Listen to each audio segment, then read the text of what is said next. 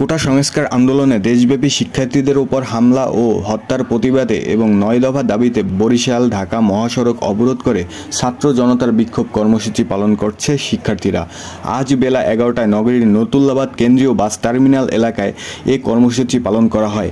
এ সময় প্রশাসনকে লক্ষ্য করে ফেস্টুন নিয়ে বিভিন্ন স্লোগান দিতে থাকে আন্দোলনকারী শিক্ষার্থীরা। বৃষ্টির উপেক্ষা করে সকাল থেকেই শিক্ষার্থীসহ সব স্তরের মানুষ অংশ নিচ্ছেন।